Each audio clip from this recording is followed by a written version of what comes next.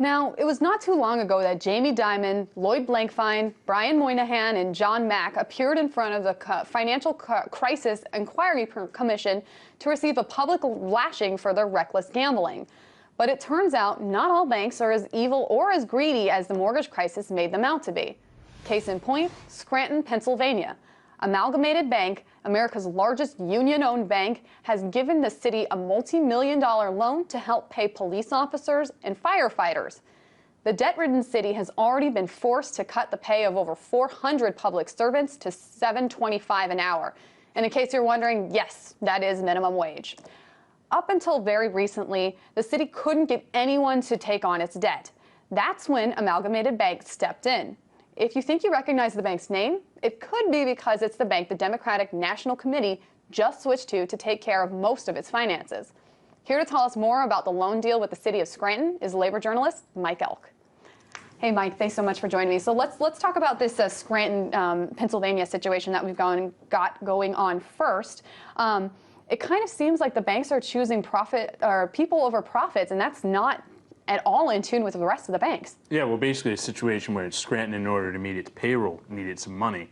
And, you know, a lot of banks didn't want to step forward because it wasn't that profitable. I mean, Amalgamated Bank is charging a 6% interest rate, and they are getting a 3% origination fee. So they're still making some money off of it, a profit, but not a very big profit. And, you know, I think that's reasonable. And no other banks want to step up to the plate. And I think this is a key case for, you know, there's so many trillions of dollars of workers' pension money invested in different investment banks in terms of bringing that money back in-house, because you can do things like this, help out cities in stress that need it, where the Jamie Dimons and those kind of people aren't going to step in.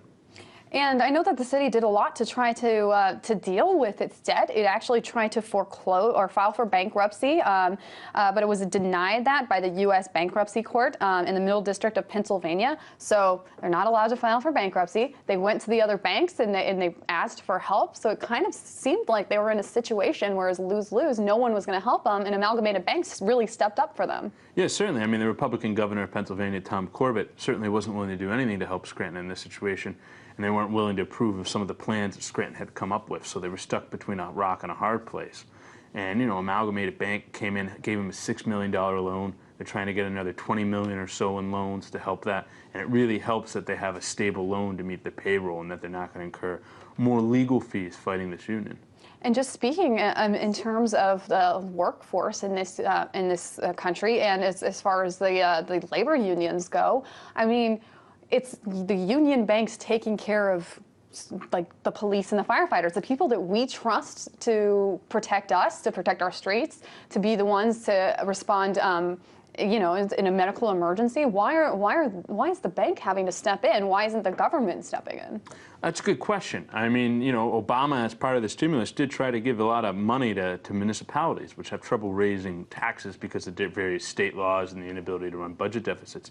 They tried to do that as a part of the first stimulus. They tried to do a second, very, very smaller stimulus, and they never got anywhere.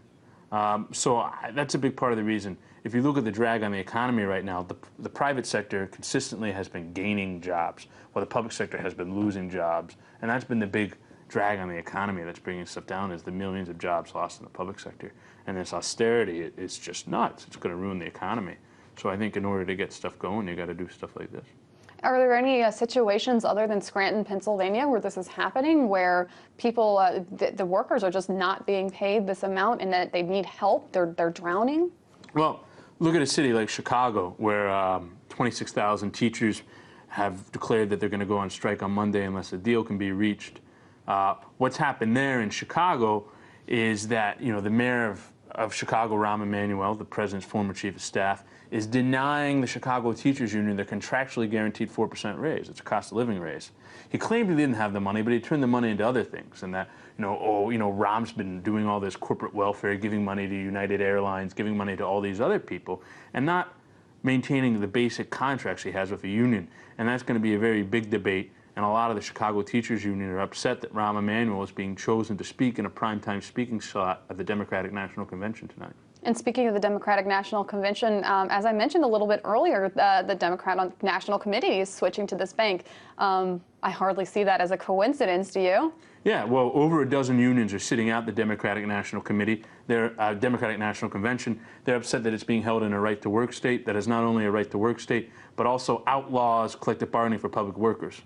Now, this isn't Republicans that have outlawed collective bargaining for public workers. For the last 20 years, there's been a Democratic governor in the state of North Carolina, and they're not allowing it. The mayor of Charlotte won't even meet with the union. He won't even give them the right to union dues deduction from paychecks if workers voluntarily want it, something which a federal judge just ruled was a constitutional right under the First Amendment. So, you know, it's a situation that even the UN has stepped in and condemned, a violation of basic freedoms there. So to hold it in a state like that and not say anything about it and allow somebody like Rahm Emanuel to speak is just outrageous. You know, President Obama earlier today stopped by a fire station in Virginia to drop off a case of some of his homebrewed beer. It'd be a lot better if he stopped by the picket line outside of Charlotte Mayor's office and help those firefighters fight for their collective bargaining rights like he promised he would do during his campaign when he said he would put on a comfortable pair of shoes. You know, the nice words of the president are nice, but action is what's really needed, and this president really hasn't done enough to help workers that have been really hard hit, especially public sector workers. And I understand that this is also the bank of the Occupy Wall Street movement. Can you talk a little bit about that? Yeah, I mean, certainly, you know, I read a study that since Occupy started, a record number of people, quadruple the number, I think, of previous years have moved their money to credit unions and amalgamated banks and stuff like that. So it's kind of interesting. It is. So let's talk about the bigger labor movement in the U.S. We just celebrated Labor Day, and yet in the private sector, union memberships are as low as they've been since the 1930s. What's going on here? Well, it's three things, I think. Fundamentally, it's union busting. 1 out of 3 union drives, somebody gets fired from their job. So it's very tough to organize. The penalty under the National Labor Relations Act, if you fire a worker, is a boss has to put up a piece of paper saying they illegally fired a worker. If the penalty for bank robbing was you had to put up a piece of paper, we'd all be bank robbers. So this goes on all the time. People getting fired, and you know the worker gets reinstated. The boss puts up a piece of paper, does it the next time. So there's union busting. I also think the shifting of the economy. Workers feel more under threat. So many jobs are going out overseas, and as well, so many people are now temps and contractors and working as freelancers, so they don't have formal employment relationships that recognize that they can even join a union legally. And then the third issue is I really think labor has lost its way. It's a very bloated institution. If you cap the salary, the compensation of every union official in the country at $100,000, you save the labor movement $300 million a year. This is according to Department of Labor records that I and other people have looked over, and it's just outrageous how badly mismanaged unions are. I mean, it's sort of like the show The Wire.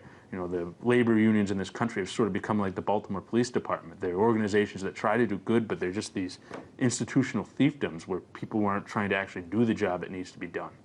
And Mike, we really don't have that much time left, but I want to get one more question in here. The RNC speakers really did take some shots at the unions in their speeches. What can we expect out of the DNC, if anything? A lot more teacher union bashing tonight. I predict, I mean, you're having Rahm Emanuel, who's in the most high-profile battle with a teacher union right now, speaking. And, you know, President Obama has been no friend of teacher unions or public sector workers where he's implemented a federal pay freeze. So I think you're going to hear more about we need to reward good teachers as opposed to helping all teachers. All right, Mike Elk, thank you so much for your opinions. That was Mike Elk, labor journalist.